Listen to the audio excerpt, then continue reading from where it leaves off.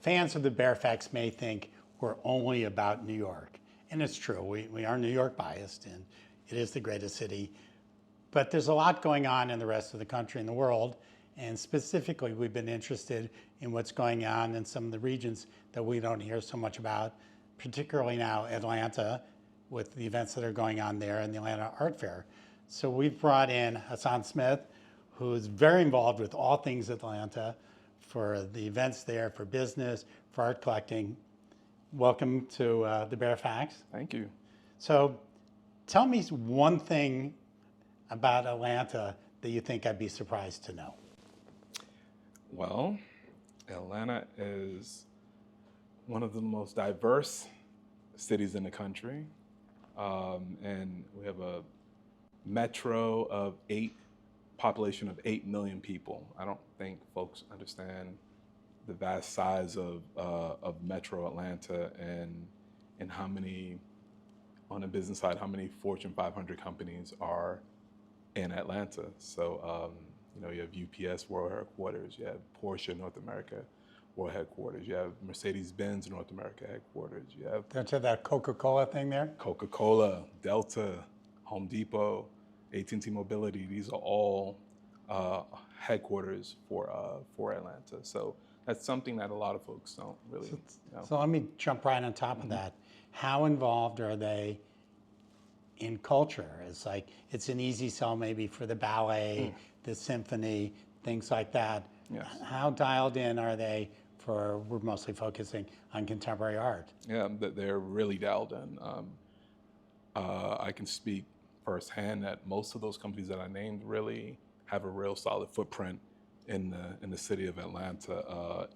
And I think a big reason why is that when you come to Atlanta, connectivity is such a prominent thing that happens when you're there, and those companies have to connect with the community, have to connect with culture, and it turns into a really robust relationship from that type of connectivity. So in the past, they would connect through my favorite sport at the country club. Right. And golf. Are they connecting through business? Are they connecting through politics, through the arts? All of the above. Arts, more specifically music and film and television and visual arts and sports and education. It's the whole gamut. Well, you overlap into some of those things yourself. So can you give us a little bit of who you are within that? Sure. Sure. I am originally from Boston, Massachusetts, specifically Roxbury, which is a neighborhood within Boston. I was there until 2001 and migrated to New York City to start my my professional career, and spent a lot of great time and kind of became a man in New York, and business-wise, relationship-wise, and built this really strong network of community and business here in New York, and then migrated to Atlanta. I was ready to start my family, and find my wife, and. So why Atlanta? Well, or how? I've always loved the city of Atlanta. Always loved traveling there. I already had a great network of friends and family there. It's always been one of those places that I was really always connected to, and Atlanta was just a place that I thought would be a good fit for me to start my next chapter of my life. Well, I would assume that being African American, that had quite a bit to do with it, because we certainly see Atlanta probably the leading city in the country. I don't know how you can finish that sentence. Yeah, for sure. How would you finish that? Yeah, just because, again, we'll get back to a little bit of culture and connectivity. Atlanta is just such a progressive. 60% African Americans are within the city. Surrounding areas is roughly the same. So it's a predominantly African American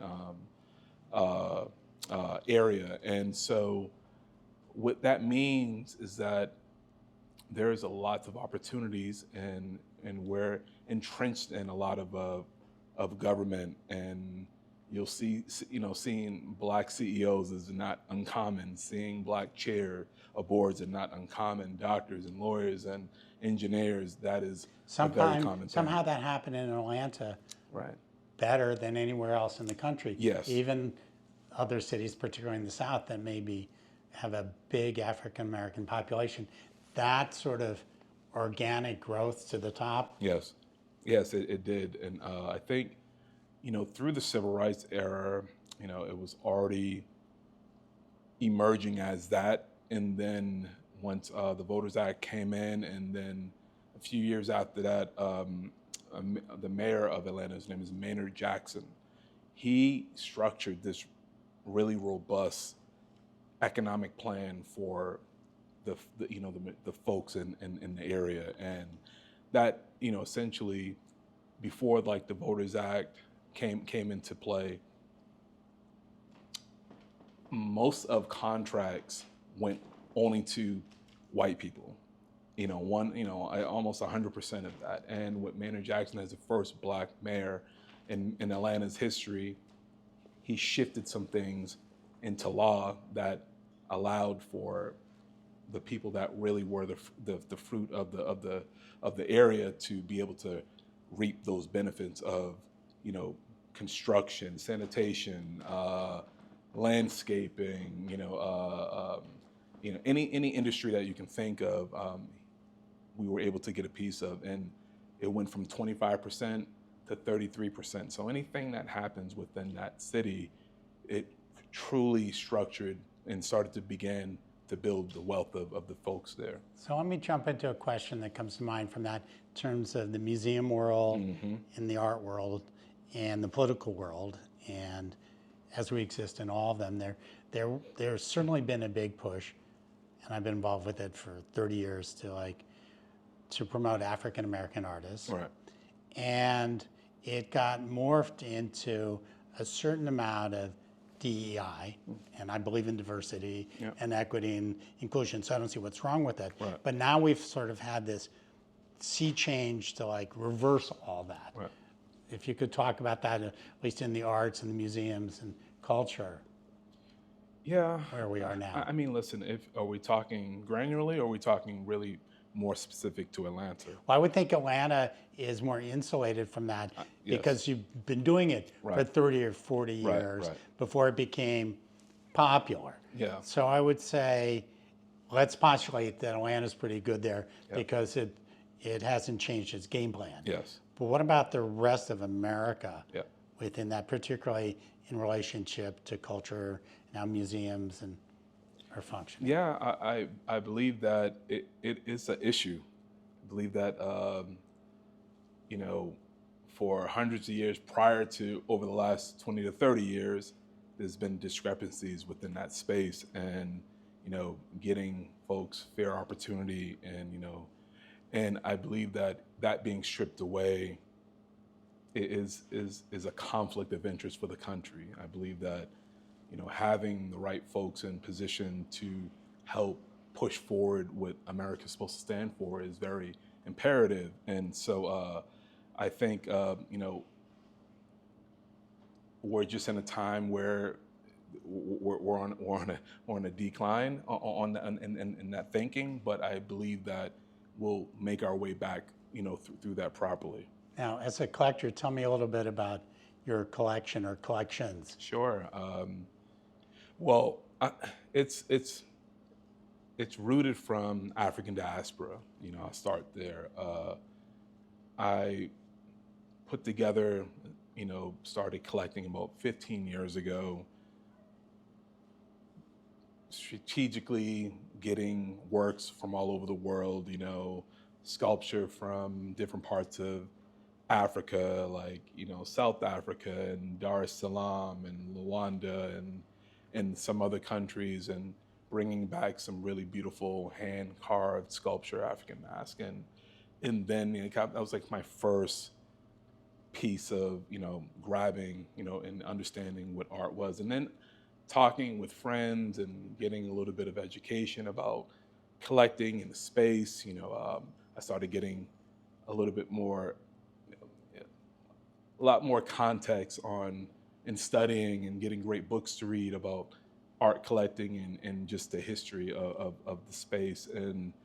And so, from there, I found myself at the Gordon Parks Foundation and, 2009 or 10, this might have been, and was able to acquire some really beautiful, small 11 by 8 photography works from the Gordon, from the foundation. And that was like my first significant, acquisitions for the collection. And so from there, just started really, being strategic and learning and building the collection that we have today. We have over 300 works in the collection. We probably have about 160, 70 within the home.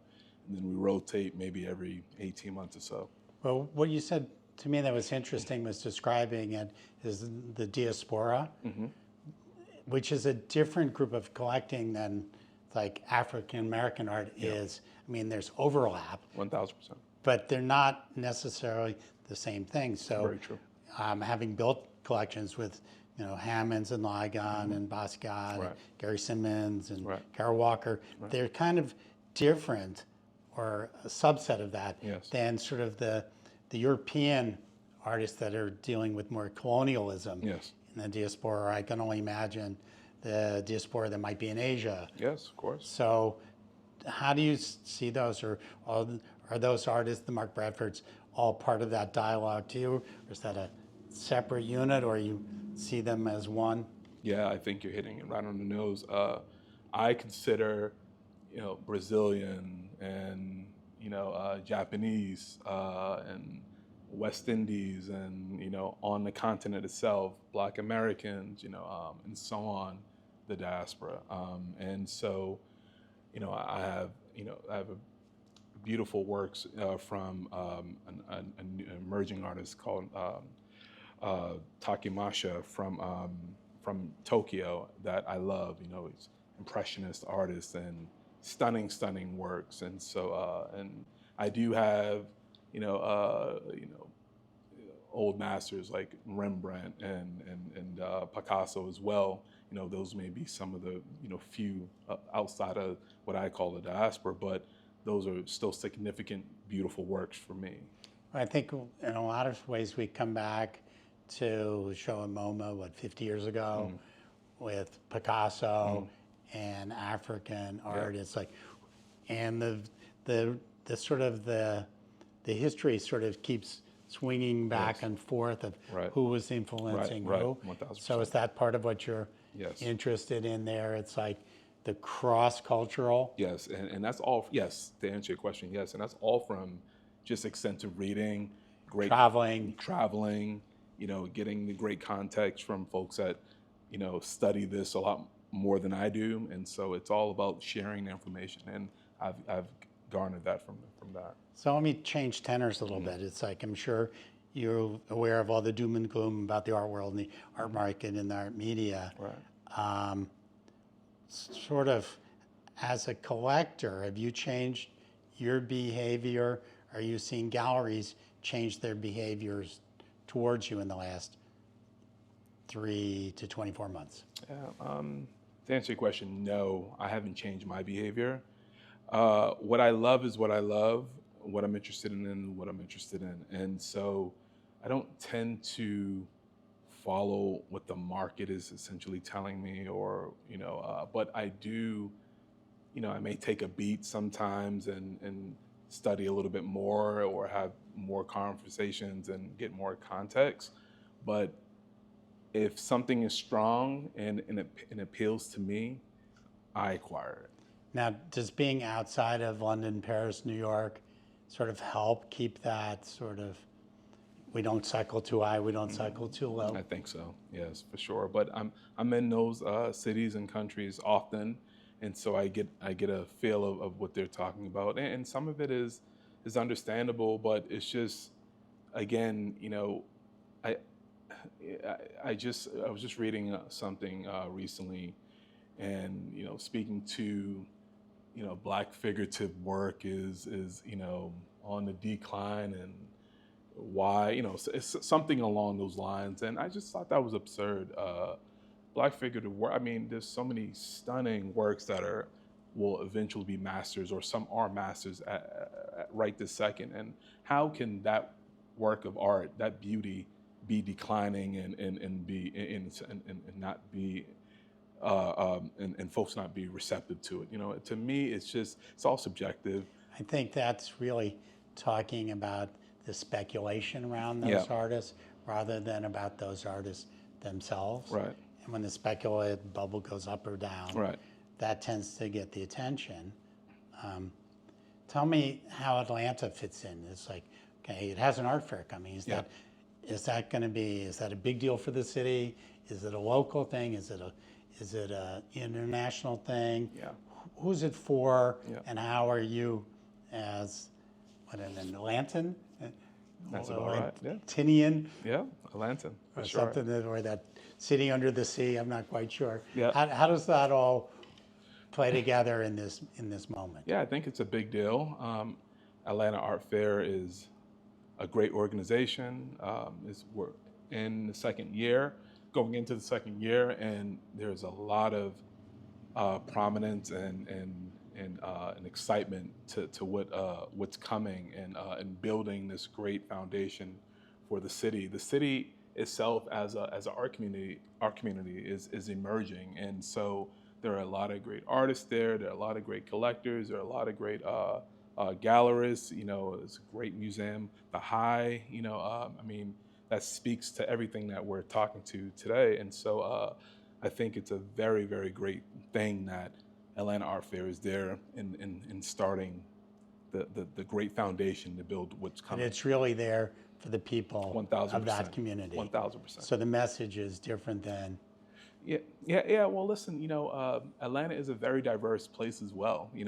There are plenty of folks that are not what we talked about earlier, and that they're big Asian population, big Nigerian and African population, big Jewish population, big I mean, there's so many folks there. So it's a great way for everyone to circulate to matriculate together and build and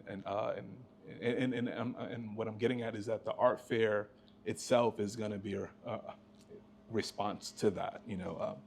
Now, we talk about building up the community, and it seems to me, at least, especially in Los Angeles, the entertainment industry has leaned in, the sports industry has leaned in.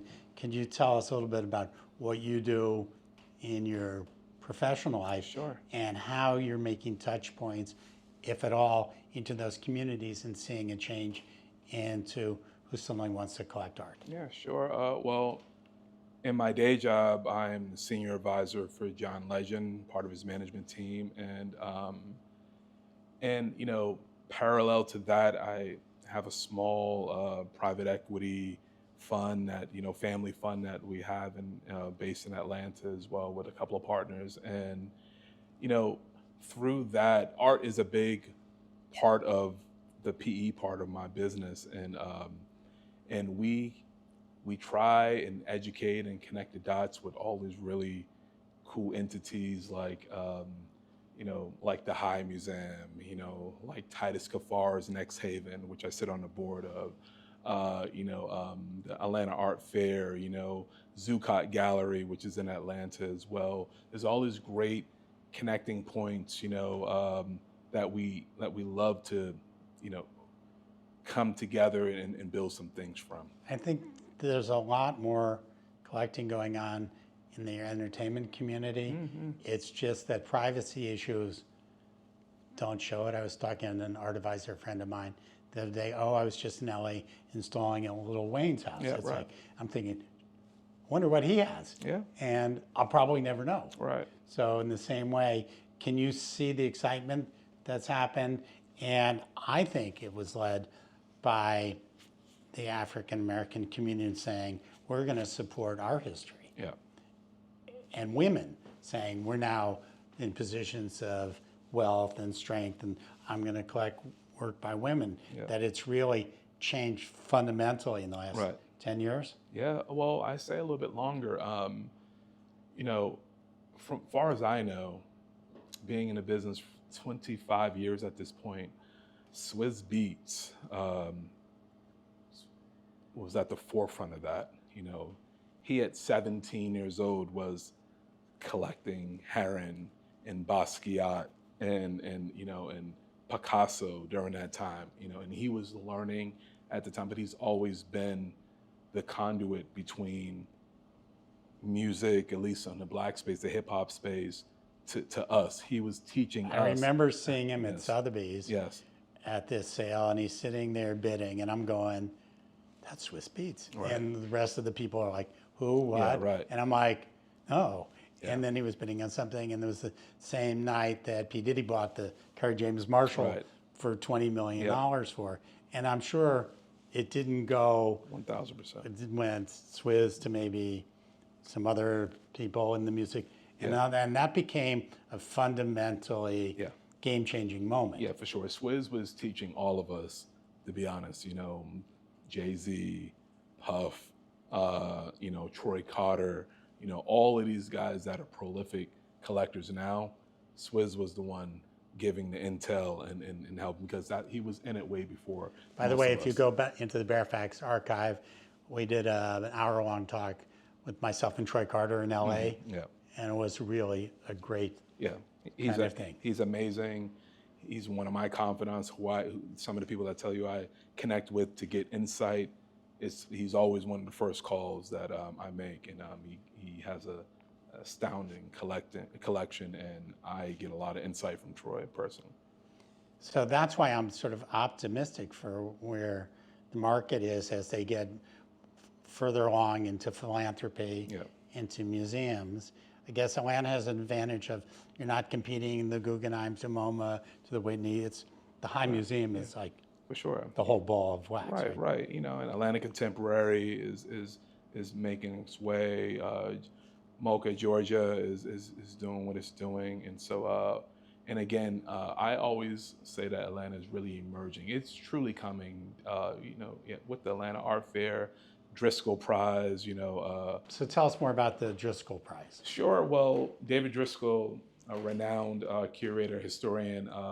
The Driscoll Prize, the High puts on, and this is the 20th anniversary of the Driscoll Prize, and the recipients of this prize, you know, have, you know, every year they do either a curator or artist to their practice and what they do. You know, Rashid Johnson is a recipient, Amy Sherald is a recipient, Naomi Beckworth is a recipient, and so on. And this year, Allison Sarr, based in at Los Angeles, is our recipient this year. They get this great prize for their practice and celebrated, and it's really a super prestigious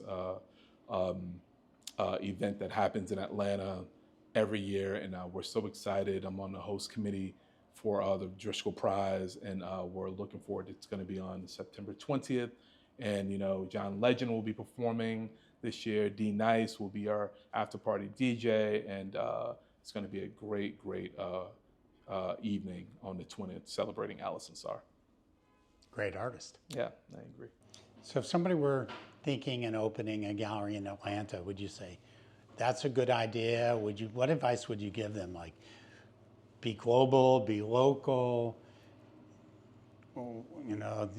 Yeah, I mean, listen, we have great galleries there already. Let me just say that. You know, we have an area called Miami Circle, and it's kind of like saying Chelsea. It's like kind of like a heavy concentrated area of where galleries are. So you would say open in that neighborhood. Well, not necessarily, but Really? I'm just kind of giving you a little insight landscape. of Since what's last time already I was there was Right. the Super Bowl. Yeah, and right, I you didn't know. see much art then. Yeah, and it was happening then too, and so but I'm just saying that there are great galleries there already, and if you there's always I always believe that there's room for everyone, and so to get to your question is that yes, I believe community, it starts first with locally, and then you can expound from there, but I think finding the right end and understanding the landscape a little bit better before just saying, hey, Atlanta is an area where there's capital and there's a collector group there. And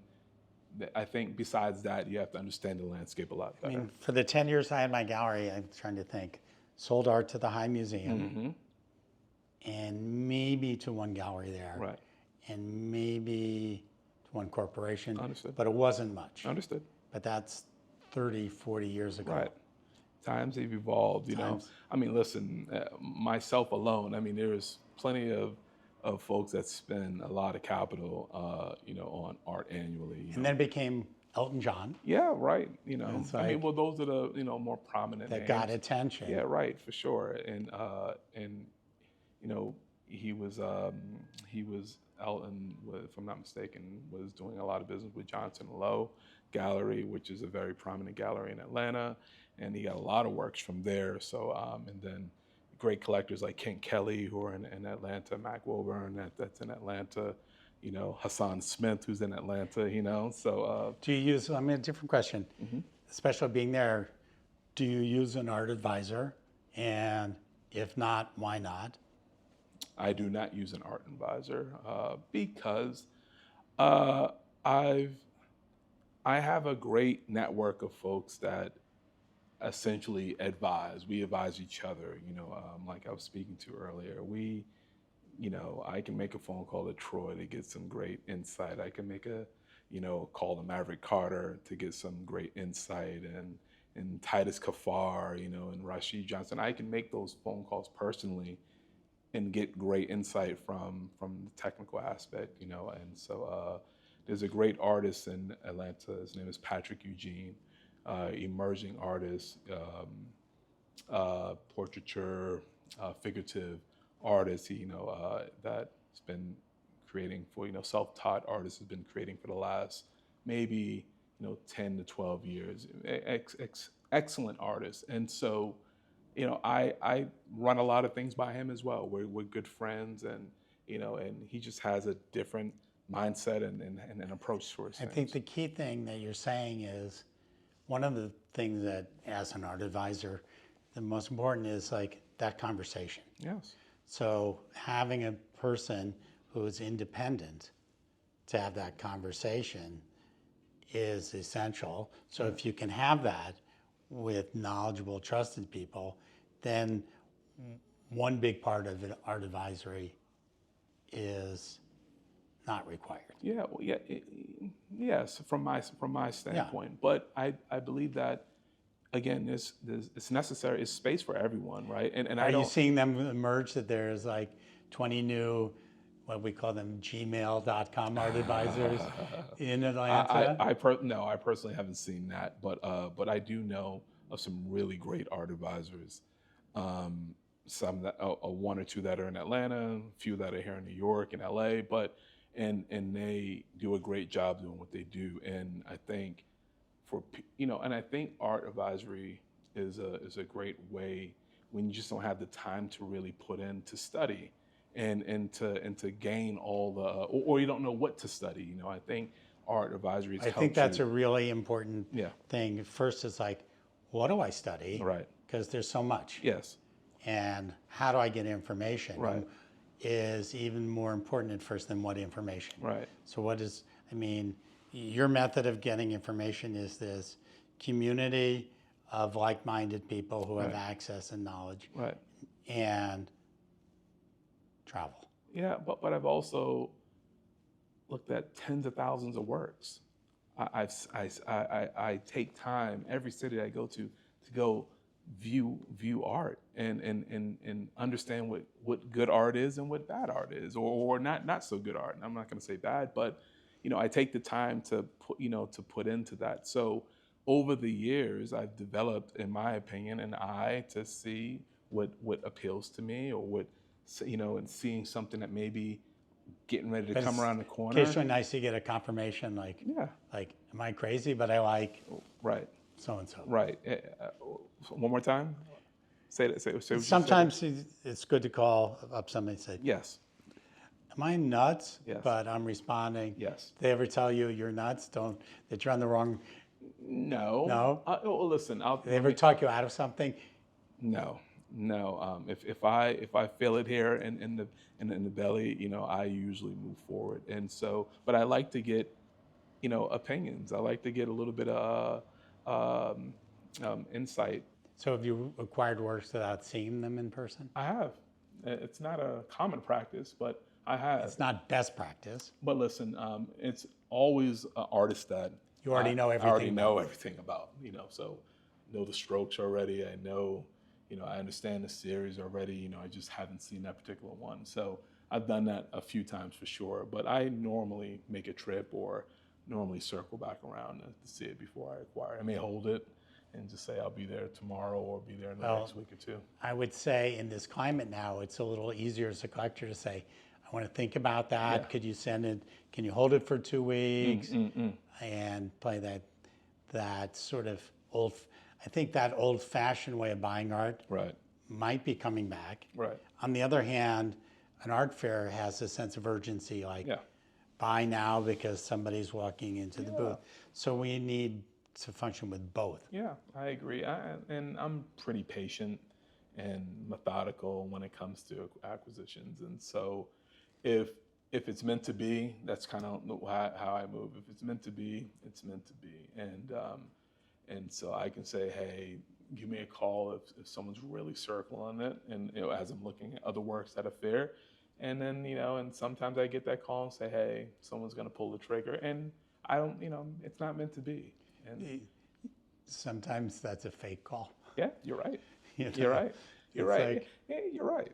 It's like I've been in that position. It's like, well, let them have it. You're right. And then you come back 4 days later, oh, it's still available. Yeah, right. How'd that happen? It's like the art world. Right. As we go out of this conversation, any last thoughts about current state of the art world or Atlanta current state? Yeah, listen, I think even though we're going through our valleys, some people may say it in the art space, we're seeing a few really great galleries, shut their doors, like Tim and who I love and respect, and a couple of others. I think people are kind of shaking a little bit on the uncertainty of things. I think the market and the space always does this, in my opinion, and I've seen it for the short amount of time I've been in this space. I've seen it happen a few different times, and it's always rebound, and it's always Because real collectors like you were there yesterday, yes. you're there today, Right. you're going to be there tomorrow. Yeah. So that's the underlying Yes. part of the art market. Yes, I agree. And as far as Atlanta, keep your eye out for Atlanta. Truly, we are really doing some really robust things there. Love to talk to Rand Suffolk, who's the director at the High. Charlene Crusoe Ingram, Kent Kelly, Sunda Uzel. These are all really prominent folks that are had their